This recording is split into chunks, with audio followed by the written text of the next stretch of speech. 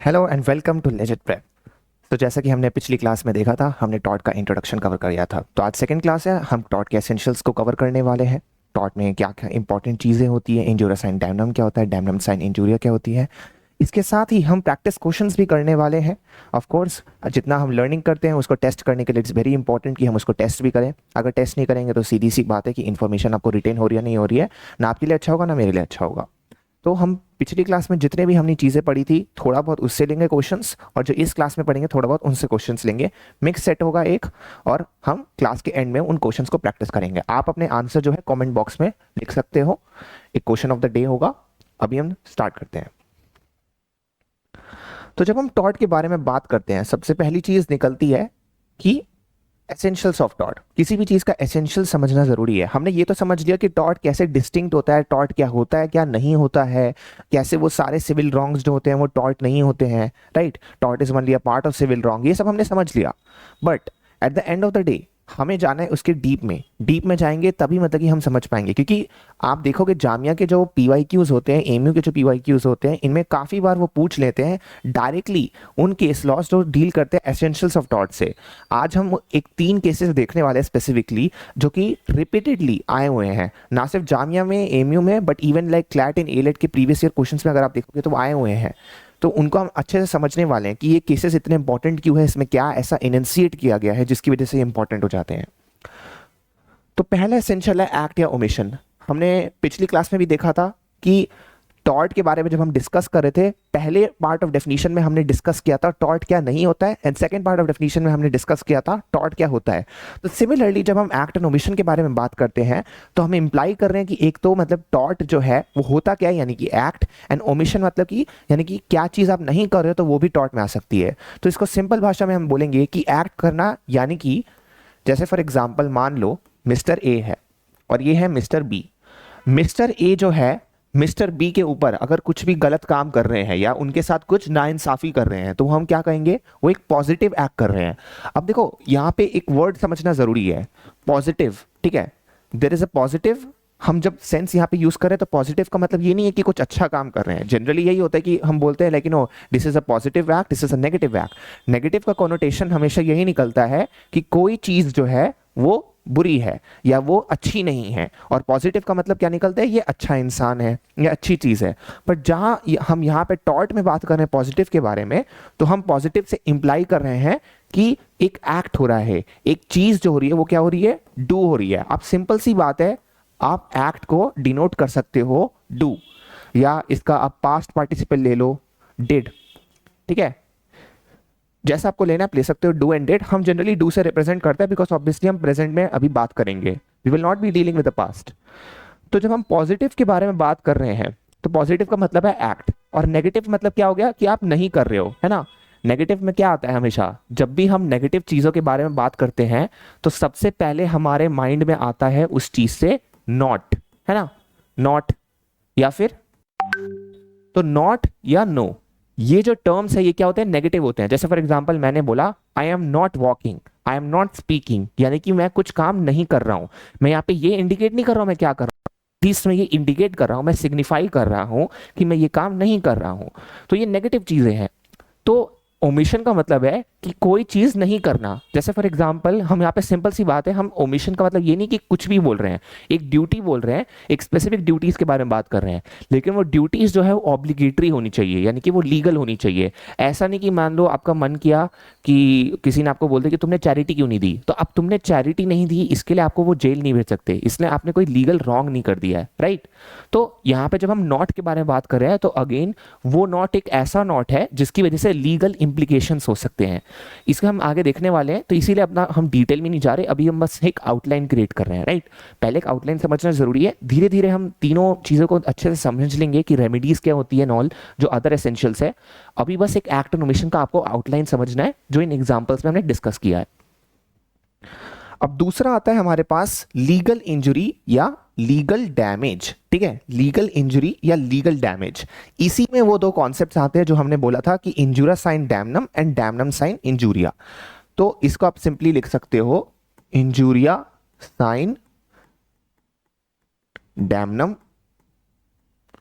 और इसी को अगर आप उल्टा कर दोगे तो डैमनम साइन इंजूरिया हो जाएगा, इसी चीज का बस उल्टा है वो। तो इसको भी हम आगे देखने वाले हैं, ठीक है, कि लीगल इंजरी में हम किस चीज को कॉन्टेम्पलेट करते हैं। लीगल डैमेज होता है तो क्या डैमेज होता है, डैमेजेस यहाँ पे नहीं है। देखो हमने पिछली क्लास में डैमेजेस के बारे में पढ़ा था, राइट, कि डैमेजेस के बारे में पढ़ा था। तो जब हम डैमेजेस के बारे में बात कर रहे हो तो डैमेजेस का मतलब हमेशा सेम रहेगा, कंपेंसेशन। डैमेजेस का मतलब क्या होता है, कंपेंसेशन। लेकिन ये वाले जो डैमेजेस है इसमें आगे जो है क्या लग रहा है, एस लग रहा है ना, एस लग रहा है। लेकिन जब हम सिंपली डैमेज के बारे में बात कर रहे हैं, यहाँ पे क्या है, एजीई, एस नहीं लगा है। तो यहाँ पे सिर्फ एक लीगल डैमेज के बारे में बात कर रहे हैं, यानी कि कोई भी हार्म हुआ है, कोई भी लॉस हुआ है, तो हम एक लॉस के बारे में बात कर रहे हैं। पर जब वो डैमेजेस हो जाता है, जब इसमें एस लग जाता है डैमेज के ऊपर, तो वो कंपेंसेशन में टर्न हो जाता है, तब उसका मीनिंग है कंपेंसेशन। तो these are two distinct terms we have to keep in mind. तीसरा आता है रेमेडी। हम रेमेडी को डिस्कस करने वाले हैं। अब टॉर्ट में प्राइमरी रेमेडी जो है वो अनलिक्विडेड डैमेजेस ही है, उसके रिगार्डिंग कोई डाउट नहीं है कि कंपेंसेशन ही मतलब कि प्राइमरी आपको टॉर्ट में मिलता है। First because it's a civil law and secondly because uncertainty रहती है, पार्टीज एक दूसरे को नहीं जानती है जैसे कॉन्ट्रैक्ट में जानती है। लेकिन टॉर्ट में अलग रेमेडीज भी होती है कुछ कुछ स्पेसिफिक टॉर्ट्स के लिए, जैसे डेफेमेशन एंड न्यूसेंस, अभी हम आगे देखने वाले हैं। तो सीधा मूव ऑन करते हैं पहले वाले एक्ट एंड ओमिशन पे, ठीक है। तो एक्ट एंड ओमिशन के बारे में जब हम बात करते हैं तो यहां पे हमें मिलता है कि a tort can be committed both by committing an unlawful act और failing to do a lawful act that one was bound to do. अब यहां पे देखो पहला एसेंशियल में इतना दिक्कत नहीं है, क्योंकि वो सीधा सा बस बोल रहा है कि आपने कोई भी अनलॉफुल काम कर दिया। इसका सिंपल डेफिनेशन ये है, कमिटिंग एन अनलॉफुल एक्ट, कि आपने कोई भी गलत काम कर दिया। That is very easy to digest, है ना। अब यहां पे क्वेश्चन यहां पे उठता है कि failing to do a lawful act that one was bound to do. यहां पे सिर्फ ये नहीं बोल रहे कि failing to do a lawful act, यहां पे ये भी बोल रहे हैं कि one was bound to do. तो जैसे फॉर एग्जांपल मान लो कोई क्रिमिनल है, कोई क्रिमिनल जो है मतलब कि वो भाग रहा है, उसको पकड़ना जो है हर सिटीजन का काम नहीं है।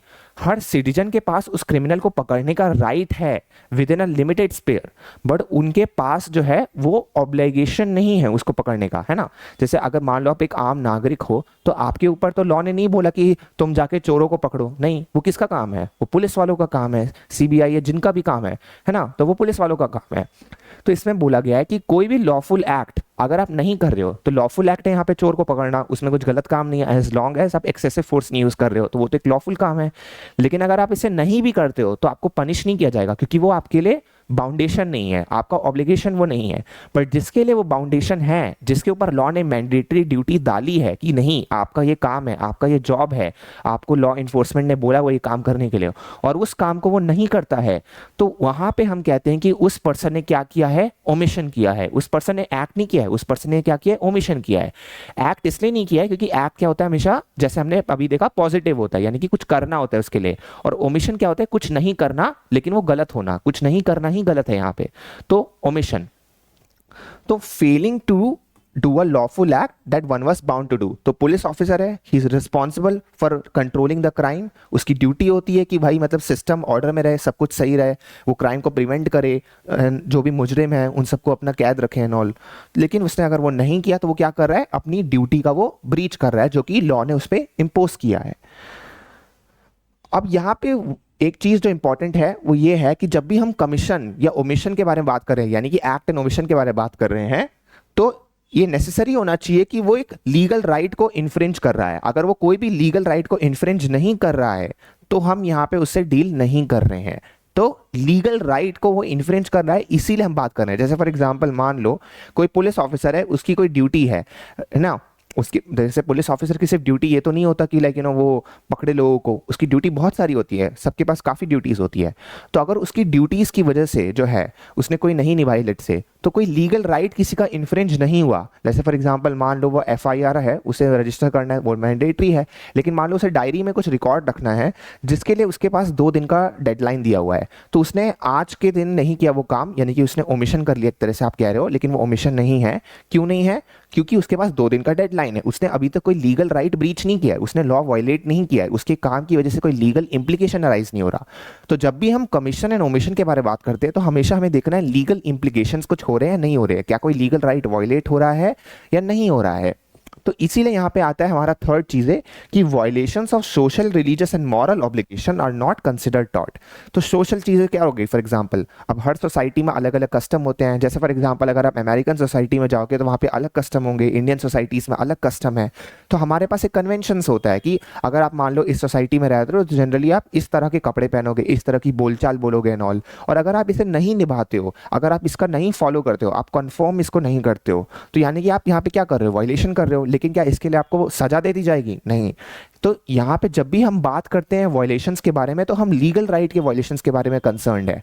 सोशल ड्यूटी क्या है, रिलीजियस ड्यूटी क्या है, मॉरल ऑब्लिगेशंस क्या है, हम इनसे कंसर्न नहीं है। जैसे फॉर एग्जांपल आपका काम है कि हर रोज पढ़ना ड्यूटीफुली, अगर आप एक स्टूडेंट हो, पर अगर आप नहीं भी पढ़ रहे तो अगेन आपको कोई उसके लिए पनिश नहीं करने वाला है। हो सकता है कि जो आपके लिए डिसिप्लिन इन्फोर्स करने वाले आपके घर में वो पनिश करे मॉरली, बट लीगली आपको नहीं बोल सकते ना कि आपने कोई टॉर्ट कमिट कर दिया है, यहाँ पे आपने कोई गलत काम कर दिया, even though you are breaching a duty, even though आप कोई ना कोई ड्यूटी जो है वायलेट कर रहे हो, जैसे मॉरल ड्यूटी, लेकिन वो लीगल ड्यूटी वायलेट नहीं कर रहे हो आप। तो हम लीगल ड्यूटी से कंसर्न है कि लीगल ड्यूटी वायलेट होना चाहिए, लीगल राइट वायलेट होना चाहिए उस एक्ट एंड ओमिशन की वजह से। अब आता है दूसरा हमारा लीगल इंजरी या लीगल डैमेज। तो damages are very important. Again damages जो है कंपेंसेशन होता है, हम डैमेज से कंसर्न है अभी, ठीक है, हम डैमेज से कंसर्न है, डैमेजेस से नहीं कंसर्न है। तो लीगल डैमेज, लीगल इंजरी, तो इसमें क्या है, एक सिंपल एक्ट ओमिशन और failure to perform a duty will not be regarded as a tort unless it causes plaintiff some harm that is a violation of his legal right. मतलब जो चीज हमने बस पिछले स्लाइड में बोली वही चीज है यहाँ पे भी, कि कोई भी चीज राइट को वायलेट नहीं कर रही, कोई भी ओमिशन, कोई भी एक्ट या कोई भी मतलब कि ये जो फेलियर किसी ड्यूटी को परफॉर्म करने का, तो उससे हम कंसर्न नहीं है, फिर उससे हम कंसर्न नहीं है, यानी कि वो कोई लीगल इंजरी कॉज नहीं कर रहा। तो इसी से दो करते हैं, injuria sine damnum and damnum sine injuria. Injuria sine damnum क्या होता है, जैसे इंजूरिया यानी कि मतलब लैटिन वर्ड है ये सब, तो इंजूरिया का मतलब होता है इंजरी, यानी इंजरी कौन सी इंजरी है ना, इंजरी तो बहुत सारी हो सकती है। तो इंजरी यानी कि यहाँ पे लीगल इंजरी की बात कर रहे हैं हम। साइन मतलब यानी कि विदाउट होता है, और डैमनम मतलब यानी कि यहाँ पे डैमेज होता है। डैमेज यानी कि लॉस, हार्म, कुछ भी है ना। जैसे डैमेज का मतलब क्या हो गया आपका, लॉस या हार्म, तो हम उससे कंसर्न्ड है। साइन का मतलब आपको यहाँ पे हो गया विदाउट। इसी का उल्टा होता है डैमनम साइन इंजूरिया। यहाँ पे आपको डैमेज तो हो रहा है लेकिन कोई लीगल इंजरी नहीं हो रही है, डैमेज हो रहा है लेकिन कोई लीगल इंजरी नहीं हो रही है। तो इसको हम समझते हैं डिटेल में थोड़ा, है ना। तो इंजूरिया साइन डैमनम यानी कि legal injury without damage, legal injury without damage. तो इसमें पहला केस इंपॉर्टेंट है, एशबी वर्सेस वाइट। ये आपको मतलब रिपीटेडली ये केस जो है पूछा गया है जामिया के पीवाईक्यूज में, जैसा कि हमने शुरुआत में देखा, रिपीटेडली पूछा गया है, क्योंकि ये पहला केस था जिसमें इंजूरिया साइन डैमनम का जो प्रिंसिपल था उसको इनिशिएट किया गया प्रॉपर्ली। एशबी वर्सेस वाइट में क्या होता है कि जैसे यहाँ पे मिस्टर ए है, ठीक है, मिस्टर ए है, हम सबके पास राइट टू वोट है, हम सबके पास राइट टू वोट है, अपने अपने कैंडिडेट्स होते हैं जिनके लिए हमारे पास अपने प्रेफरेंसेस होते हैं और उनको हम वोट देते हैं जैसा हमें लगता है कि अच्छा ये कैंडिडेट सही है, चलो इसको वोट दे देते हैं। तो मिस्टर ए को भी अपना राइट टू वोट असर्ट करना होता है। वो सोचते हैं कि चलो ठीक है, इलेक्शन का दिन है, मेरे को अपने कैंडिडेट को जिताना है, तो मैं पोलिंग बूथ में जाऊंगा और अपने कैंडिडेट के लिए वोट डाल दूंगा। सिंपल सी बात है, यहाँ पे कोई दिक्कत नहीं है, वो अपना लीगल राइट एक्सरसाइज करना चाहते हैं। अब यहीं पे क्या होता है, एक पुलिस ऑफिसर होता है और वो उनको रोक देता है। वो पुलिस ऑफिसर जो है उन्हें जाने नहीं देता, ठीक है। तो यहाँ पे मिस्टर बी जो है वो है मान लो पोलिंग ऑफिसर, ये है मिस्टर ए। मिस्टर बी जो है पोलिंग ऑफिसर, वो मिस्टर ए को रॉन्गफुली रोक देते हैं, वो उनको जाने नहीं देते वोट देने के लिए। अब मिस्टर ए को जिस कैंडिडेट को जिताना होता है वो कैंडिडेट फिर भी जीत जाता है। जैसे मान लो मिस्टर ए को वोट देना था, जैसे कैंडिडेट अगर मान लो हमारे पास ए बी सी ये खड़े हुए हैं, है ना, तो मिस्टर ए चाहते थे कि वो वोट दे मिस्टर बी को, मिस्टर बी फिर भी जीत जाते हैं जो उनके कैंडिडेट होते हैं। तो यहाँ पे कोई इंजरी हुई है प्रॉपरली, मतलब कोई फिजिकल इंजरी हुई है मिस्टर ए को इसकी वजह से, कोई इकोनॉमिक इंजरी हुई है, नहीं हुई है। उनको जो कैंडिडेट चाहिए था जीतना वो जीत गया, फिर भी वो वोट नहीं दे पाए लेकिन उनको जो चाहिए था वो फिर भी हो गया, है ना। तो यहाँ पे कोई फिजिकल इंजरी तो नहीं हुई है, कोई फाइनेंशियल इंजरी भी नहीं हुई है, लेकिन यहाँ पे क्या हुआ है, लीगल इंजरी हुई है। क्यों? क्योंकि मिस्टर ए के पास लीगल राइट टू वोट है और उस लीगल राइट टू वोट को रॉन्गफुली जो है रिस्ट्रेन किया गया है मिस्टर बी के द्वारा। उनके पास कोई राइट तो था नहीं रोकने के लिए, उनके पास क्या ग्राउंड्स थे कि आप वोट देने नहीं आ सकते, उनका प्रॉपर राइट था एज अ सिटीजन, वो नहीं दे पाए। तो इसलिए यहाँ पे क्या माना गया कि उनका लीगल राइट टू वोट जो है वो वायलेट हुआ है, लीगल इंजरी हुई है, इसलिए उनको कंपेंसेशन देना पड़ेगा। तो उनको नॉमिनल डैमेजेस यहाँ पे मिल गए। अब नॉमिनल डैमेजेस क्या होते हैं, ऑर्डिनरी डैमेजेस क्या होते हैं एंड एग्जाम्पलरी डैमेजेस क्या होते हैं, वो हम अभी आगे पढ़ने वाले हैं। So stay with it. दूसरा इसमें इंपॉर्टेंट केस आता है Bhim Singh versus state of Jammu and Kashmir. जैसा कि आपको पता चल रहा है नाम से ही, ये इंडियन केस लॉ है, ये 1985 का अराउंड हमारा होता है एंड ऑल। तो यहाँ पे भीम सिंह जो थे, ठीक है, वो एक इंपॉर्टेंट एमपी थे। भीम सिंह जो थे वो इंपॉर्टेंट एमपी थे। वो जम्मू कश्मीर की लेजिस्लेटिव असेंबली में जब जा रहे होते हैं तो उनको रोक लिया जाता है। तो उनको क्या कर दिया जाता है, रोक लिया जाता है और उनको बोलते हैं कि आपको जो है 24 आवर हमारे साथ रहना पड़ेगा। उनको जेल में डाल देते हैं। आपको जैसे पता होगा थोड़ा बहुत कि अगर आप कॉन्स्टिट्यूशन को थोड़ा भी जानते हो या आपने ऐसे भी सुना होगा कि 24 आवर्स के विद इन जो है मैजिस्ट्रेट के सामने आपको ले जाना होता है, वरना वो रॉन्गफुली मतलब होता है, वो राइट को वायलेट करता है जो हमारा कॉन्स्टिट्यूशनल फंडामेंटल राइट दिया गया है। तो उनको नहीं पेश किया गया, उनको जेल में रखा गया। इसकी वजह से जो इंपॉर्टेंट असेंबली मीटिंग थी उनका, है ना, लेजिस्लेटिव असेंबली में जाने का, वो नहीं दे पाए। बाद में उनको छोड़ दिया गया, इवेंचुअली, ठीक है, अपने आप ही बिना कोर्ट के सामने पेश किए हुए। तो यहाँ पे क्वेश्चन उठा कि क्या उनको डैमेजेस मिलने चाहिए, नहीं मिलने चाहिए? तो कोर्ट ने बोला बिल्कुल मिलने चाहिए। यहाँ पे वो अपना सीधा साधा मतलब लेजिस्लेटिव असेंबली जा रहे थे, उनको मीटिंग अटेंड करना था, बिना किसी कारण के आपने उनको जेल में डाल दिया और आपने ना उनको रीजन एंड एक्सप्लेनेशन दिया और ना आपने उनको 24 आवर के अंदर प्रेजेंट किया। तो यहाँ पे उनके साथ जो है एक गलत हुआ है। यहाँ पे कोर्ट ने exemplary damages of 50,000 rupees award किए। अब आपको लग रहा होगा कि 50,000 रुपीज कितने ही होते हैं, लेकिन आपको अंडरस्टैंड करना है कि 1985 में 50,000 rupees was a lot, you have to account for inflation. तो 50,000 रुपीज वहां पे दिया गया। अब आपको लग रहा होगा कि एक और चीज की, अच्छा अगर एशबी वर्सेस बाइट में नॉमिनल डैमेजेस मिले तो Bhim Singh versus state of Jammu Kashmir में एग्जाम्पलरी डैमेजेस क्यों मिले? तो इसके कारण में कोर्ट ने यह बोला कि भीम सिंह जो है वो एक एमपी है, तो वो जो है रिप्रेजेंटेटिव ऑफ पीपल है। ऐसा नहीं कि वो सिर्फ एक आम इंसान है, वो अब काफ़ी लोगों को इंटरेस्ट जो है रिप्रेजेंट कर रहे हैं, जिसके लिए वो लेजिस्लेटिव असेंबली जा रहे थे। तो जब ऐसे ऊपर वाले स्तर के इंसान के साथ ऐसा हो सकता है तो एक कॉमन मैन के साथ क्या नहीं हो सकता? तो इसी चीज़ को डेटरेंट इफेक्ट देने के लिए एग्जाम्पलरी डैमेजेस उन्हें अवॉइड किए गए, जिसकी वजह से आगे जो है पुलिस ऐसा कोर्स ऑफ एक्शन कभी ना ले। तो उसको हम कहते हैं एग्जाम्पलरी डैमेजेस। तो अभी हम समझते हैं कि क्या एग्जाम्पलरी डैमेजेस और नॉमिनल डैमेजेस, ऑर्डिनरी डैमेजेस होता है। तो 3 टाइप के डैमेजेस होते हैं। नॉमिनल डैमेजेस जैसे कि हम यहाँ पे देख रहे हैं, ordinary damages and exemplary damages. तो नॉमिनल डैमेजेस में मतलब कि जैसे फॉर एग्जांपल मान लो एशबी वर्सेस वाइट में दिया गया, जैसे मान लो अब वहां पे ऑब्वियसली 1 रुपये थोड़ी ना दिया गया, वो इंग्लैंड है, लेकिन हम एक बेसिक अंडरस्टैंडिंग के लिए अपने करेंसी में कन्वर्ट करके देख रहे हैं कि अगर नॉमिनल डैमेजेस मिलेगा तो अभी कितना मिलेगा। तो जैसे मान लो 1 रुपये मिल गया, 5 रुपये मिल गया, 10 रुपये मिल गया, तो इसको हम कहते हैं बेसिकली नॉमिनल डैमेजेस। यानी कि अब सबको पता है कि देखो 1 रुपये 5 रुपये में क्या होगा। 1 रुपये 5 रुपये में मतलब ऐसा तो है नहीं कि आप आप रिच हो जाओगे या आपको कुछ बहुत फायदा हो जाएगा। फायदा ये होगा, कोर्ट बस इतना कह रहा है कि आपका लीगल राइट जो है वायलेट हुआ है, हम इसको रिकॉग्नाइज करते हैं और आपको कुछ ना कुछ रेमेडी मिलनी चाहिए। बिकॉज लॉ में अगर कोई राइट वायलेट होता है तो उसके लिए रेमेडी होना इंपॉर्टेंट है ना। It is a basic rule of law, जैसे कि हमने एसेंशियल्स ऑफ टॉर्ट में अभी देखा कि कोई भी अगर चीज है तो उसके लिए रेमेडी होगी अगर राइट दिया गया है। ये एक प्रिंसिपल है, अभी हम आगे पढ़ेंगे। तो नॉमिनल डैमेजेस में आपको जैसे बस कहने के लिए आपको डैमेजेस मिल जाते हैं, कोर्ट बोल देता है कि चलो हमने रिकॉग्नाइज कर दिया कि आपका राइट वायलेट हुआ है, तो इसलिए हम आपको अवॉर्ड कर रहे हैं, जिससे कि आप रिकॉर्ड में दिखा पाओ कि ये इंसान ने आपके साथ गलत किया है और आपको इसके लिए रेमेडी जो है सक्सेसफुली मिली है। तो ये बस नॉमिनल डैमेजेस होते हैं। फिर आता है ऑर्डिनरी डैमेजेस। ऑर्डिनरी डैमेजेस क्या होते हैं? ऑर्डिनरी डैमेजेस सिंपली सी बात है कि देखो जैसे एग्जाम्पलरी डैमेज एग्जाम्पल के लिए होता है और नॉमिनल डैमेजेस बस देखने के लिए होता है, रिकॉग्नाइज करने के लिए होता है। तो ऑर्डिनरी एक मिडल पाथ है, यानी कि आपका जितना भी एक्चुअल डैमेज हुआ है ना उसको कवर करने के लिए। जैसे कॉन्ट्रैक्ट में हमें पता है एक प्री डिटरमाइंड मतलब डैमेजेस होते हैं, है ना। एक्चुअल डैमेजेस जो होता है, एक्चुअल लॉस जो होता है जनरली उतना ही मिलता है। तो सिमिलरली ऑर्डिनरी डैमेजेस में भी यही होता है कि अगर मान लो मिस्टर ए है, उनका एक लैंड है, मिस्टर ए के पास एक लैंड है और ये है मिस्टर बी।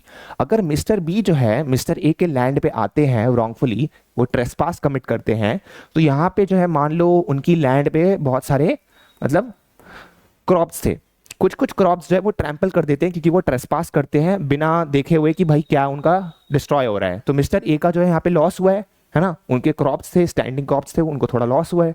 तो उन क्रॉप्स का जो लॉस हुआ है उसको एस्टिमेट किया जाता है और मैथमेटिकली एक फिगर निकलता है कि मिस्टर ए को जो है 1,000 रुपीज का लॉस हुआ है, मिस्टर ए को 1,000 रुपीज का लॉस हुआ है। तो यहाँ पे मिस्टर बी को जो है 1,000 रुपीज ही देने पड़ेंगे। कोर्ट बोलेगा कि आपने इनका जो है 1,000 रुपए का लॉस किया है इनके क्रॉप्स को डिस्ट्रॉय करके, तो आप इनको 1,000 रुपीज मतलब कि दे दो। तो यानी कि court will award here ordinary damages, जितना लॉस हुआ है उतना मतलब कि जब मिलता है तब हम कहते हैं ऑर्डिनरी डैमेजेस। फिर आता है एग्जेम्पलरी डैमेजेस, फिर आता है एग्जेम्पलरी डैमेजेस। तो एग्जेम्पलरी डैमेजेस जैसा कि हमने देखा Bhim Singh versus state of Jammu Kashmir के केस में मिला, तो ये डैमेजेस तब मिलते हैं एग्जाम्पल सेट करने के लिए, है ना, एग्जाम्पल सेट करने के लिए। तो भीम सिंह एमपी थे, उनके साथ गलत हुआ, तो एक एग्जाम्पल सेट करने के लिए कि जब इतने ऊपर के आदमी के साथ ऐसा हो सकता है तो किसके साथ नहीं हो सकता फिर, है ना, एक कॉमन मैन की दशा क्या होगी। तो एक एग्जाम्पल सेट करने के लिए, एक डेटरेंट इफेक्ट क्रिएट करने के लिए कि जिससे कि आगे जो है कोई ऐसा नहीं करे। क्योंकि आजकल जैसे फॉर एग्जांपल आप देख रहे होंगे कि फाइन जो है काफी बढ़ गया है ना, रोड पे अगर आप ट्रैफिक सिग्नल वायलेट करोगे तो बहुत सारे अब फाइन जो है काफी इन्फ्लेट हो गए हैं। क्यों हो गए हैं? एक एग्जाम्पल सेट करने के लिए। अगर आपसे बस उतना ही लेंगे जैसे 100 रुपीज एंड ऑल, तो इतना डेटरेंट इफेक्ट नहीं लगेगा, आपको लगेगा उल्टा चीप है कि भाई 100 रुपीज तो दे दिया क्या हो गया। लेकिन अगर सही आपको मान लो 20,000 रुपीज देने पड़े तो आप सोचोगे, है, आप हमेशा मतलब डर के रहोगे कि नहीं यार 20,000 रुपीज लग जाएंगे, इतनी तो सैलरी होती है मतलब महीनों की बहुत सी, या इससे भी कम। तो एक एग्जाम्पल क्रिएट होगा उससे, तो इसलिए हम कहते हैं वहां पे एग्जेम्पलरी डैमेजेस। तो जब एग्जाम्पल सेट करना अफोर्ड करता है एग्जेम्पलरी डैमेजेस, ठीक है।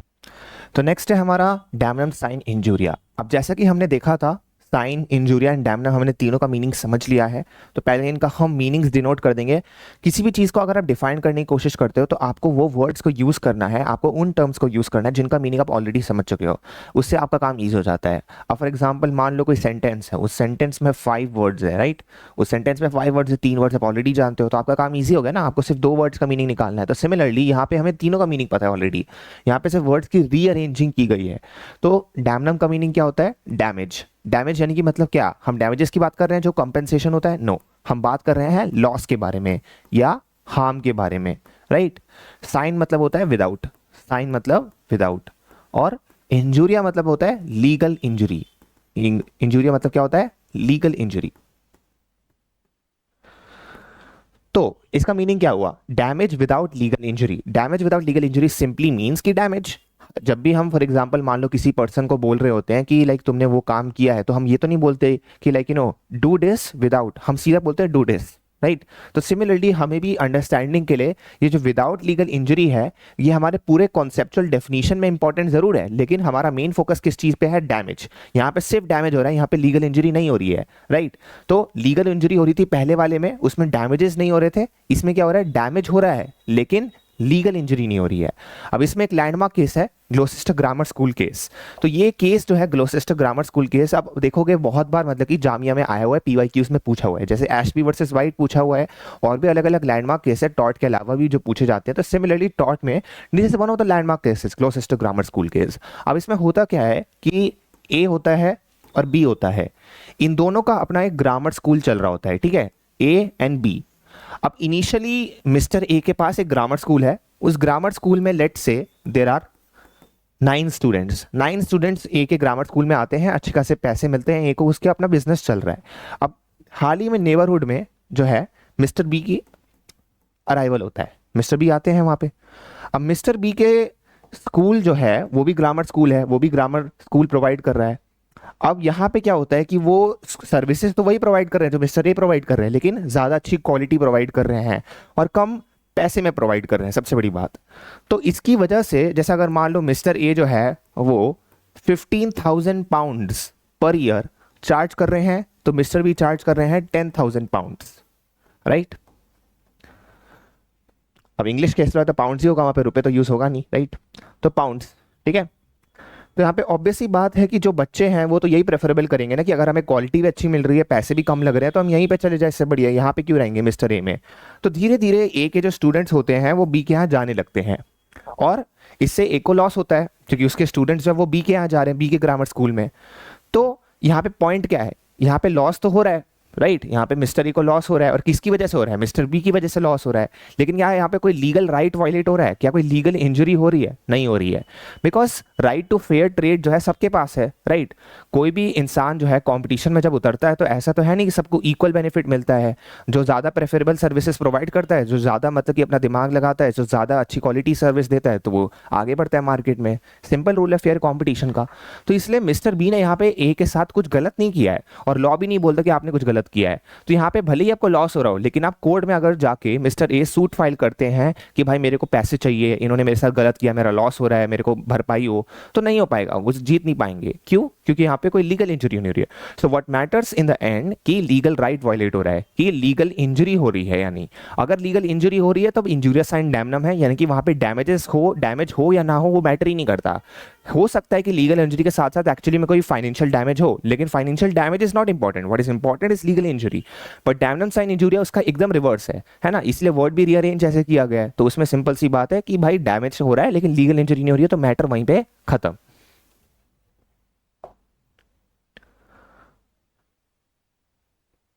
अब आता है रेमेडी। अब जैसा कि हम देख रहे थे कि टॉर्ट के 3 एसेंशियल्स होते हैं, राइट। तो टॉर्ट के जब 3 एसेंशियल्स होते हैं तो रेमेडी तो मतलब कि आएगी। अब कोई भी मान लो लॉ है, अगर वो आपको रेमेडी नहीं प्रोवाइड करता, कि अगर आप कोई पर्सन है आपके राइट को वायलेट कर रहा है और लॉ बोल रहा है कि अगर आपका राइट वायलेट हो रहा है तो आपके पास कोई रेमेडी ही नहीं है, आपके पास मतलब उसके लिए कोई उपाय ही नहीं है कि आपके साथ गलत हुआ है तो आप उसको कैसे मतलब लाइक ठीक कर पाओ, तो फायदा क्या उस राइट का। मैंने बोल दिया आज आपके पास राइट है कि आप जो अपने घर में आराम से रह सकते हो, कल को कोई आपका घर ले ले आपसे छीन के और आपके पास कोई मतलब उसके लिए रेमेडी ना हो, तो क्या फायदा उस राइट का बोलने के लिए। वो तो फिर एक स्टेटमेंट हो गया, उस स्टेटमेंट की कोई वैल्यू नहीं, वो एम्प्टी स्टेटमेंट है। तो पहले जो होता था लॉ में, वो होता था कि जब लॉ स्पेसिफिकली रेमेडी प्रोवाइड कर रहा है तभी माना जाता था राइट दिया गया है, ठीक है। उसको हम कहते थे इबी जस उबी रेमेडियम। लेकिन धीरे धीरे टॉर्ट लॉ इवॉल्व किया और वो बना उबी जस इबी रेमेडियम। उबी जस इबी रेमेडियम यानी कि मतलब whenever there is a right there is a remedy, यानी कि अब उसका रिवर्स हो गया, एक प्रोग्रेसिव डॉक्ट्राइन बन गया। तो सिमिलरली टॉर्ट में जब हम बात करते हैं रेमेडी के बारे में, तो प्राइमरी रेमेडी उसमें क्या है, अनलिक्विडेड डैमेजेस। अनलिक्विडेड डैमेजेस यानी कि जो अनसर्टेन डैमेज है, अनफिक्स डैमेजेस है। कॉन्ट्रैक्ट में फिक्स हो सकता है या नहीं भी हो सकता है, जनरली फिक्स ही होता है एंड ऑल, बिकॉज बहुत ही कम ऐसे अनफोर्सिबल सर्कमस्टांसेस होते हैं जहां पे वो फिक्स ना हो। बट टॉर्ट में क्या हाल है कि टॉर्ट में पता ही नहीं होता, अब कोई नेबर है किसी और के यहाँ मतलब कि ट्रेसपास कर रहा है, तब तो उस नेबर को जानते हो, लेकिन कोई स्ट्रेंजर भी तो आपकी लैंड पे आके ट्रेसपास कर सकता है, आप उसको नहीं जानते हो, तो आप कैसे फिगर आउट करोगे कि आपको कितने पैसे उससे लेने हैं। तो यहाँ पे कोर्ट्स का मतलब कि रोल होता है, जजेस का रोल होता है कि वो डिटरमाइन करे आपको एक्चुअल लॉस कितना हुआ है और उसके बेसिस पे आपको कंपेंसेशन अवार्ड करे। ऑफ कोर्स हमने जैसे कि अभी देखा कि 3 टाइप के डैमेजेस होते हैं, तो उन 3 टाइप के डैमेजेस में से आपको कभी कभार एग्जाम्पलरी डैमेजेस भी मिल सकता है depending upon the stretcher you hold या सिचुएशन। बट जनरली आपको क्या मिलता है, नॉमिनल डैमेजेस या ऑर्डिनरी डैमेजेस। तो जब हम बात करते हैं रेमेडीज के बारे में, तो इसलिए पहली रेमेडी जो आपके माइंड में आनी चाहिए टॉर्ट में, वो आनी चाहिए अनलिक्विडेड डैमेजेस, जो कि यहाँ पे दिया हुआ है अनलिक्विडेड डैमेजेस। लेकिन तो ऐसा नहीं है कि टॉर्ट में सिर्फ अनलिक्विडेड डैमेजेस ही रेमेडी है। Just like there are lot of remedies in any civil law, similarly tort भी एक सिविल लॉ का ब्रांच है और वहां पे डिफरेंट डिफरेंट रेमेडीज है। तो एक और रेमेडी जो यहाँ पे दी गई है वो है इंजंक्शन। अब इंजंक्शन जो है एक ऐसी रेमेडी है जो आप देखोगे और भी अदर सिविल लॉ के ब्रांचेस में, like for example CPC, specific relief act and all, but अभी हम बात कर रहे हैं सिर्फ टॉर्ट की कॉन्टेक्स्ट में, तो हम एक सिंप्लीफाइड करके इसको रखेंगे।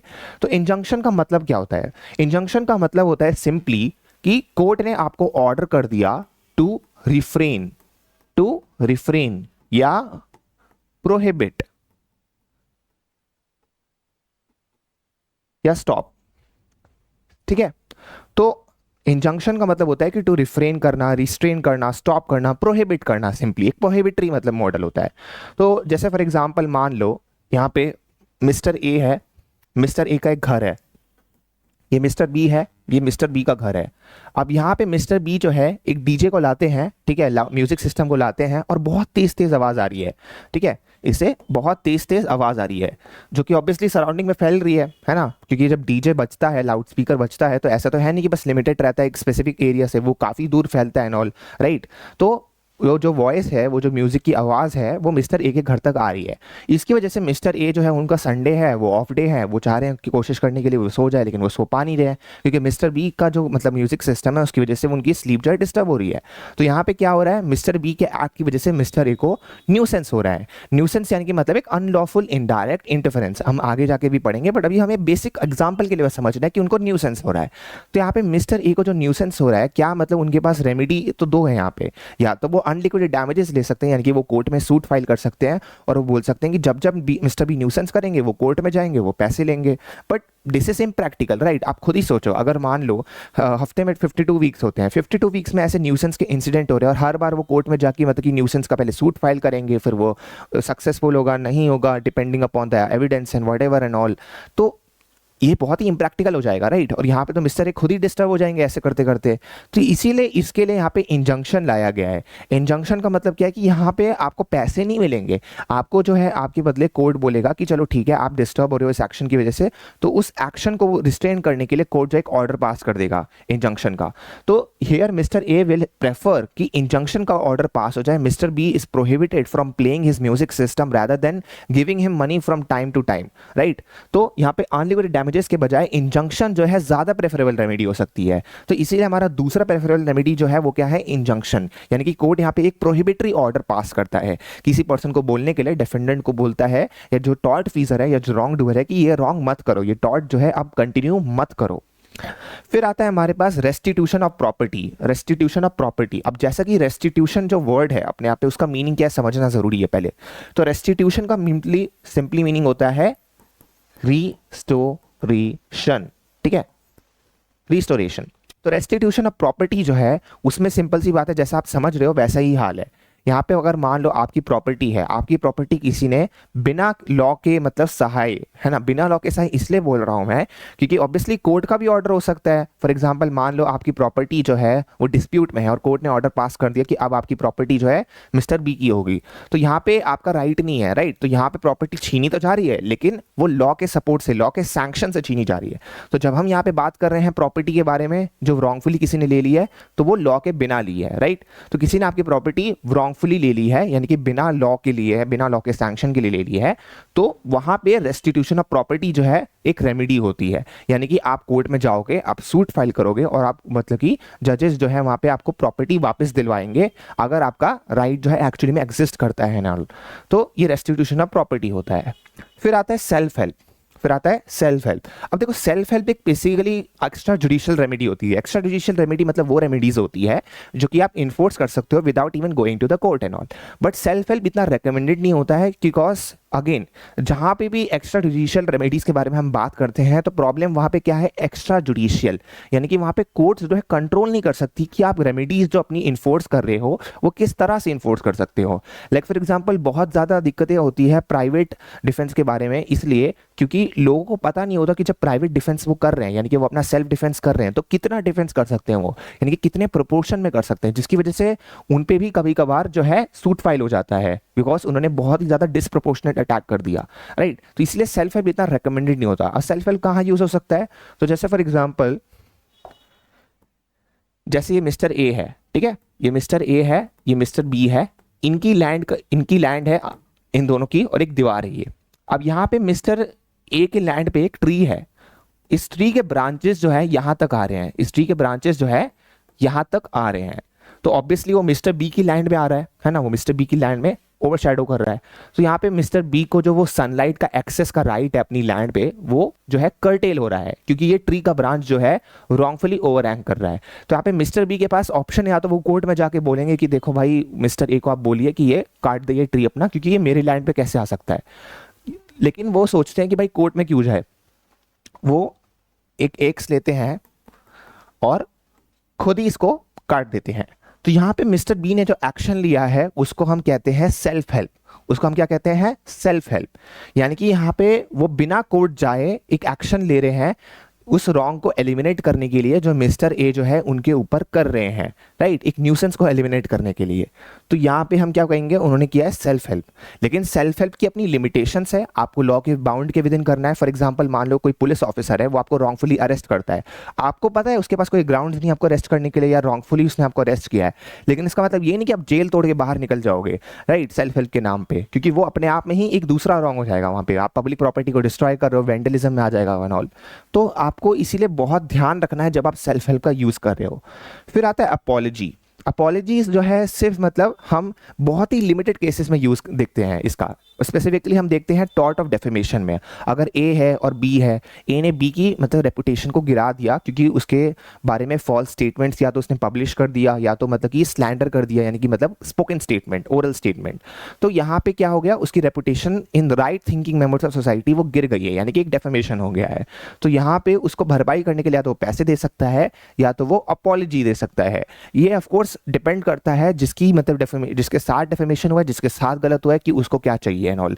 ऑफ कोर्स अपॉलजी का मतलब ये नहीं है कि अचानक से लेकिन सब कुछ सही हो जाएगा, बट वो आपके प्रेफरेंस के ऊपर है। तो आपने बहुत बार देखा होगा कि लाइक कुछ कुछ लोग हैं मतलब लेकिन स्पेशली पब्लिक फिगर्स जो होते हैं, जब कभी दूसरे पब्लिक फिगर को डिफेम कर देते हैं तो रैदर देन टेकिंग मनी वो उनसे बोलते हैं कि आप पब्लिक अपॉलजी कर दो। इसका अपना एक मतलब सिंबॉलिक वैल्यू ज़्यादा होता है एक्चुअली पैसे के कंपैरिजन में नॉल, क्योंकि इससे दिखता है कि जो उन्होंने वो स्टेटमेंट बोला था वो गलत बोला था और उनकी जो खुद की वेरासिटी होती है बाकी के फ्यूचर स्टेटमेंट्स के लिए एंड असर्शंस के लिए वो गिर जाती है। तो वहाँ पे इसीलिए हम क्या वर्ड यूज़ करते हैं, रेमेडी यूज़ करते हैं अपॉलजी। तो वहाँ पे अपॉलजी जो है टॉर्ट ऑफ डेफेमेशन में आप देखोगे तो ये 5 रेमेडीज जो है टॉर्ट में हमारे पास अवेलेबल होती है। तो हमारे 3 एसेंशियल्स टॉर्ट के क्या हो गए, एक तो होता है हमारा डैमेजेस, अपना होता है इंजूरिया साइन डैमनम या damnum sine injuria and all. सारे टॉर्ट जो है हमने ऑलरेडी पिछली क्लास में देख लिया था कि वो सारे टॉर्ट जो है वो सिविल रॉन्ग में नहीं आते हैं, ठीक है। सारे टॉर्ट जो है वो मतलब कि every tort is a civil, ठीक है, every tort is a civil, but every civil wrong is not tort. तो सिविल रॉन्ग में कौन कौन आते हैं, फॉर एग्जांपल मान लो कॉन्ट्रैक्ट हो गया, स्पेसिफिक रिलीफ एक्ट हो गया, पार्टनरशिप हो गया एंड ऑल। बट सारे टॉर्ट सिविल होने के बावजूद भी सारे सिविल टॉर्ट नहीं होते हैं। This is the definitive statement जो आपको याद रखना ही रखना है एंड ऑल। रेमेडीज हमने देख लिया है और हमने टॉर्ट में ये भी देख लिया है कि कुछ ना कुछ टॉर्ट फीजर, मतलब टॉर्ट फीजर क्या है, यानी कि जो रॉन्ग डूअर है वो गलत कर रहा है प्लेंटिफ के साथ। तो ये सारे फैक्ट्स आपको अपने दिमाग में रखने हैं, जितना आप माइंड में रख सकोगे उतना अच्छा आपके आगे वाली क्लासेस में आएगा, आप रिवाइज कर सकते हो एंड ऑल। तो let's move on without further ado. So this is something we have brought achievers 30 batch NAPA 3.0। हमारे 2 बैचेस ऑलरेडी निकल चुके हैं। NAPA 3.0 जो है इसमें आपको 100 स्टूडेंट्स को स्कॉलरशिप हम देने वाले हैं। 30 स्टूडेंट्स को फ्री स्कॉलरशिप मिलने वाली है, मतलब कि उनका एक भी चार्ज नहीं लगने वाला है। 21 दिसंबर जो है हम अपना एंट्रेंस टेस्ट कराने वाले हैं और 6 सेंटर्स अलीगढ़, बेटिया, मोतिहारी, लखनऊ, दिल्ली एंड पटना, ये 6 सेंटर्स हमने रखे हैं स्पेसिफिकली, जिससे कि सारे बच्चे जो मतलब नॉर्थ एंड ऑल रीजन में रहते हैं वो अपना आराम से फिजिबिलिटी के अकॉर्डिंग जहां उनको कन्वीनियंट पड़े वो आ सकते हैं। तो ये 21 दिसंबर को हम कराने वाले हैं डिफरेंट डिफरेंट सेंटर्स में। उन एंट्रेंस एग्ज़ाम में जो भी बच्चे टॉप 30 आएंगे उनको हम 100% स्कॉलरशिप्स देने वाले हैं। जो 31 to 80 आएंगे उनको भी हम देने वाले हैं, लेकिन उनको हम 50% स्कॉलरशिप्स देंगे, और जो 80 to 100 है उनको हम 30% स्कॉलरशिप देंगे। बाकी जिनको अभी से ही मतलब कि प्री इनरोलमेंट करना है वो कर सकते हैं। अर्ली रजिस्ट्रेशंस भी अभी ओपन है हमारी वेबसाइट पे www.legitprep.in। आप वहाँ पे चाहिए, आप वहाँ पे अभी भी रजिस्टर कर सकते हैं और कोई भी इंक्वायरीज हो आप बेझिझक हमें मतलब कि कांटेक्ट कर सकते हैं। हम 16,000 वर्थ कोर्स जो है मतलब कि सिर्फ आपके लिए इन स्कॉलरशिप फॉर्म में लाए हैं, अचीवर्स 30 बैच। ये लेजिट प्रेप का हमने लॉन्च किया है। आपको MHCT, BHU, AMU, Jamia and CVT कोई भी एंट्रेंस एग्जाम अगर आप दे रहे हैं तो आप यहाँ पे अप्लाई कर सकते हैं, कोई दिक्कत नहीं है ऑल। अब थोड़े प्रैक्टिस क्वेश्चंस हैं, ठीक है, थोड़े प्रैक्टिस क्वेश्चंस हैं। हमने जो पिछली क्लास में किया था वो भी आप देखोगे इसमें, और जो इस क्लास में किया वो भी आप देखोगे, मिक्स क्वेश्चंस है। तो जिन लोगों ने पिछली क्लास अटेंड की है या नहीं की है वो भी अटेंड कर सकते हैं। तो इसमें क्वेश्चन पूछा गया है पहले, ये man is wrongfully prevented from entering a polling booth yet the candidate he wanted to vote for still wins. He decides to sue for his lost right to vote. What legal principle applies here? अगर आप ये statement ध्यान से देखोगे तो इसमें जितने भी फैक्ट्स अभी बताए गए हैं वो सारे के सारे कहाँ पे डिस्कस किए थे, एशबी वर्सेस वाइट में, जो अभी हमने देखा है, राइट। कि एक मैन होता है, उसको वोटिंग का राइट होता है, लेकिन एक पोलिंग ऑफिसर उसे रॉन्गफुली रोक देता है और वो नहीं कर पाता है, लेकिन उसको कोई ऐसे लॉस नहीं होता क्योंकि उसका कैंडिडेट जिसके लिए वो जिताना चाहता था वो तब भी जीत जाता है। तो इसमें यही पूछा गया है कि कौन सा लीगल प्रिंसिपल यहाँ पे अप्लाई कर रहा है। तो आपका ऑप्शन है डैमनम साइन इंजूरिया यानी कि damage without legal injury, injuria sine damnum यानी कि इंजरी विदाउट, ठीक है, legal injury without damage, breach of contract and tortious interference. अब देखो टॉर्टियस इंटरफेरेंस अपने यहाँ पे कोई प्रिंसिपल नहीं है, टॉर्टियस इंटरफेरेंस कोई प्रिंसिपल नहीं है, वो तो हो ही रहा है, कोई टॉर्ट कमिट कर रहा है तभी तो हम यहाँ पे आ रहे हैं।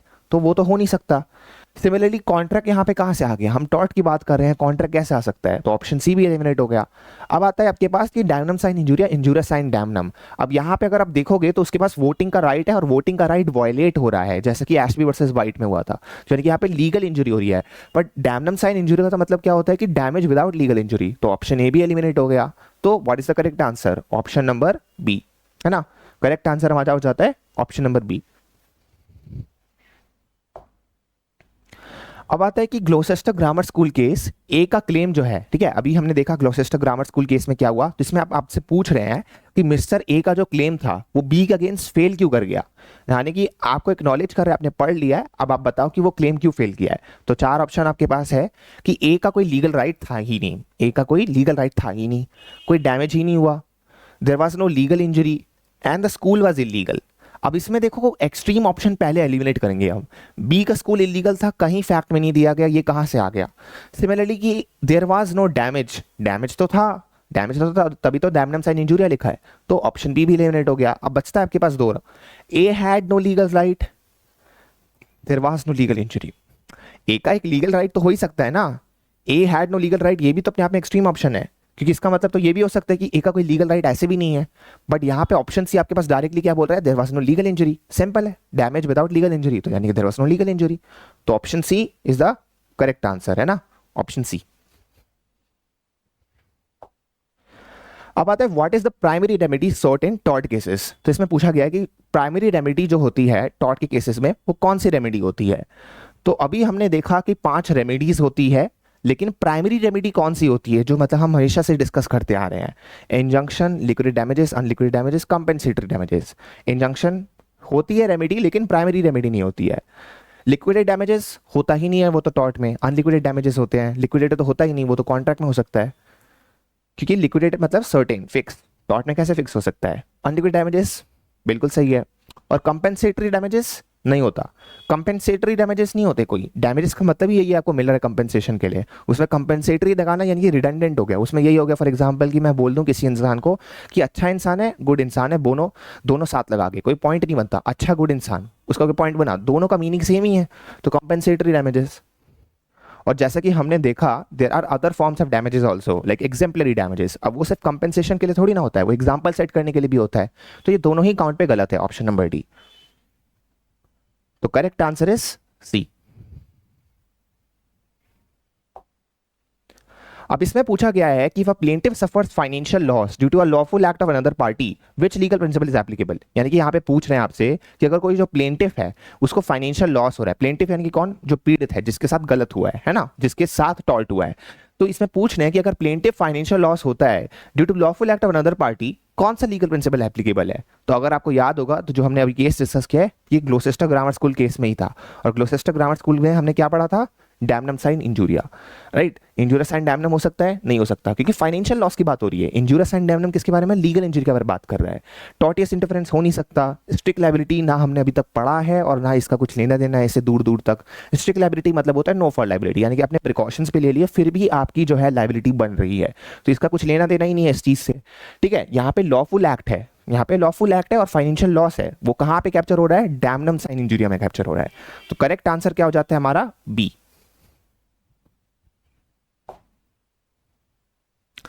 अब इसमें है कि what distinguishes a tort from crime, ये हमने मतलब कि पिछली क्लास में किया था, तो आपसे पूछ रहे हैं कि क्राइम और टॉर्ट के बिटवीन जो है डिस्टिंक्शन क्या होता है।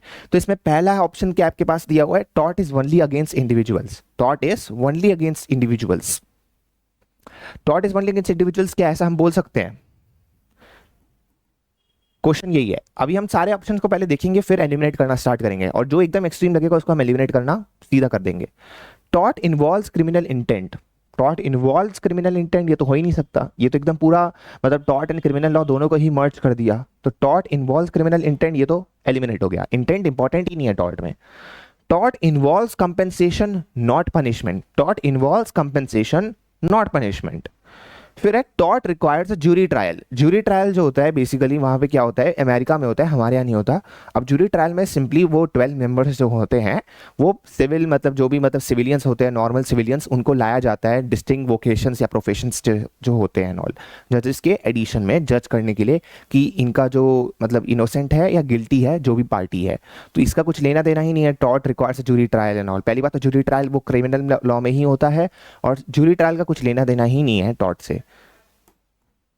तो ऑप्शन डी हमारा ऐसे ही एलिमिनेट हो गया। अब है tort is only against individuals. Tort is only against individuals. क्या ऐसा होता है कि tort is only against individuals? क्या टॉर्ट सॉवरेन के अगेंस्ट नहीं हो सकता? क्या टॉर्ट कॉर्पोरेशंस के अगेंस्ट नहीं हो सकता? और क्या क्राइम में मतलब कि ऐसा लिखा है कि crime is like only against individuals या crime is like not against like not individuals? कहीं ऐसा लिखा है? नहीं लिखा है, ना हमने डिस्कस किया है। तो tort involves compensation not punishment, ये सबसे बड़ा डिस्टिंक्शन है। क्रिमिनल लॉ का मतलब ही क्या है? पीनल लॉ है, राइट? वो पनिश करता है, टॉर्ट कंपेंसेशन देता है क्योंकि वो सिविल है, तो सिविल लॉ का ब्रांच है। तो सही आंसर इसमें क्या हो जाता है? Option number C, tort involves compensation not punishment. अब इसमें है कि what does the term compoundable mean in tort cases. हमने कंपाउंडेबल मतलब कि पिछले क्लास में पढ़ा था, इसमें पूछा गया है कि कंपाउंडेबल का मतलब क्या होता है टॉर्ट में, ठीक है? कंपाउंडेबल मतलब क्या होता है? तो देखो कंपाउंडेबल मतलब सिंपली वो चीज होती है जिसका समझौता हो सकता है, जिसका समझौता हो सकता है, ठीक है? तो यहाँ पे आपके पास चार ऑप्शन अब दिए हुए हैं। Cases that can only go to trial, cases that can only go to trial, कुछ लेना देना है कंपाउंडेबिलिटी से इसका? नहीं है, एलिमिनेट कर देंगे। फिर है cases that can be settled outside of court. Cases that can be settled outside of court यानी कि मतलब समझौता हो रहा है तभी तो कोर्ट के आउटसाइड सेटल हो रहा है, तो इसका कुछ लेना देना है, तो अभी हम इसे ऑप्शन में रखेंगे। फिर है cases with fix damages. Cases with fix damages, इसका कुछ लेना देना नहीं है। जब समझौता होता है दो पार्टीज के बिटवीन तो ऐसा तो नहीं होता कि पहले से ही लिखा होता है कि अच्छा तुम मेरे को इतना दोगे अगर समझौता होगा, वो लोग मिलकर डिसाइड करते हैं, right? Cases with fix damages have nothing to do with it. और टॉर्ट में तो ऐसे भी मतलब कि कंपाउंडेबल मतलब कि नहीं हो सकता अगर वो फिक्स होता तो। क्यों? क्योंकि कॉन्ट्रैक्ट में फिक्स होता है, इसमें तो अनलिक्विडेटेड होता है। तो ऑप्शन सी भी एलिमिनेट हो गया। फिर से केसेस रिक्वायरिंग अ ज्यूरी, अगेन जैसे कि हमने पिछले ऑप्शन में देखा था, इसका कुछ लेना देना ही नहीं है, this is completely out of the box. तो सही आंसर क्या हो जाता है? Cases that can be settle outside of court. Criminal law में कंपाउंडेबिलिटी नहीं होती है, क्यों? क्योंकि रॉन्ग अगेंस्ट सोसाइटी होता है, रॉन्ग अगेंस्ट स्टेट होता है। तो option number B is the correct answer. फिर है कि which theory of tort suggest expensive scope of torts. इसमें पूछा गया है कि कौन सी थ्योरी है टॉर्ट की जो कि सजेस्ट करती है कि टॉर्ट जो है वो एक्सपेंसिव है, यानी कि टॉर्ट ग्रो कर सकता है, यानी कि टॉर्ट जो है और मतलब आ सकते हैं, ऐसा नहीं कि टॉर्ट की कोई लिमिट है। तो हमने पिछली क्लास में पढ़ा था विनफील्ड और सैलमन, ये दोनों के बारे में, तो इसी के बारे में आपसे बस पूछा गया है। Pigeon whole theory, growing tree theory, liability theory, strict liability theory. दो ऑप्शन ऐसे ही एलिमिनेट हो गए क्योंकि हमने ये दोनों डिस्कस किया ही नहीं, तो ऑप्शन सी एंड डी ऐसे ही एलिमिनेट हो गया। जिन लोगों ने पहली क्लास अटेंड की है उनको पता होगा, जिन्होंने नहीं किया वो अटेंड कर सकते हैं इसके बाद। फिर pigeon whole theory and growing tree theory. तो पिजन होल थ्योरी जो है अगर आप थोड़ा भी मतलब कि यहाँ पे सेंस भी लगाओगे, जिन लोगों ने नहीं भी किया है, तो देखो जैसे पिजन होल जो होता है वो क्या होता है, एक लिमिटेड चीज के बारे में बात कर रहा है, जबकि ग्रोइंग ट्री क्या है, वो ग्रो कर रहा है, वो फैल रहा है। एक्सपेंसिव मतलब क्या है, किसी चीज का फैलना, है ना? तो एक्सपेंसिव ग्रोइंग ट्री यानी कि ऑप्शन बी हमारा करेक्ट आंसर हो गया, है ना? तो option B is the correct answer. फिर है चूज द करेक्ट मैचिंग्स। अब यहां पे आपके पास जो है ऑप्शंस दिए हुए हैं, आप देखो 5 ऑप्शंस यहां पे दिए हुए हैं, जनरली 4 ही ऑप्शंस आते हैं, बट यहां पे आपको टेस्ट करने के लिए हम कर रहे हैं, राइट? तो इसलिए 5 ऑप्शन यहां पे दिए हुए हैं। अब यहाँ पे आपको चूज करना है कि थ्योरी, उस थ्योरी का मीनिंग क्या है, यानी कि उस थ्योरी का इंप्लीकेशन क्या है, जो कि आपको थर्ड कॉलम में दिया हुआ है, एंड सेकंड कॉलम में कि वो थ्योरी दी किसनी है। तो हमने जो पहले वाले आंसर में अभी देखा उससे हम एलिमिनेट करना धीरे धीरे स्टार्ट करेंगे। हमने 2 चीज फिगर आउट कर ली पहले वाले क्वेश्चन से। क्या फिगर आउट कर लिया कि एक तो ग्रोइंग ट्री थ्योरी जो है वो एक्सपेंसिव होती है, हमें ये दोनों चीज एटलीस्ट पता है, तो हम उससे एलिमिनेट करना कोशिश करेंगे। तो पहले pigeon hole Salmond expensive, pigeon hole expensive हो नहीं सकता, तो ऑप्शन ए एलिमिनेट हो गया। फिर है pigeon hole Winfield restrictive and all, ठीक है, अभी इसके बारे में हम कुछ नहीं कह सकते हैं। ग्रोइंग ट्री एक्सपेंसिव बिल्कुल सही है, pigeon hole restrictive, growing tree restrictive. तो option E and option A आपका ऐसे ही एलिमिनेट हो गया। बचता है आपके पास 3 इसमें। अब ग्रोइंग ट्री जो है, ग्रोइंग ट्री थ्योरी या पिजन होल थ्योरी, अगर आपको इनमें से एक भी याद है कि किसने दिया है तो आपको ऐसे ही यहाँ पे काम बन जाएगा, ठीक है? तो ग्रोइंग ट्री एक्सपेंसिव है, सैलमन ने दिया लेकिन ग्रोइंग ट्री नहीं। तो ऑप्शन सी एलिमिनेट हो गया। Pigeon hole, Salmond, restrictive. Pigeon hole Salmond ने दिया है, रेस्ट्रिक्टिव भी है। फिर है pigeon hole Winfield, restrictive, Winfield ने नहीं दिया है, तो ऑप्शन बी एलिमिनेट हो गया। तो आपका सही आंसर क्या हो जाता है? Option number D. ठीक है, ऑप्शन नंबर डी। तो दैट्स ऑल फॉर टुडे। अगर आपको वीडियो अच्छी लगी तो आप लाइक, सब्सक्राइब एंड शेयर कर सकते हैं ऑल। आपको जो इस क्लास का पीडीएफ है वो आपको डिस्क्रिप्शन बॉक्स में मिल जाएगा। हम टेलीग्राम पे डेली अपलोड करते रहते हैं ऑल। अब बाकी नेक्स्ट वीडियो में जो है हम न्यू कॉन्सेप्ट ऑफ थॉट्स को, जैसे कि फीजेंस क्या होता है एंड ऑल, इन सबको स्टडी करेंगे। Thank you.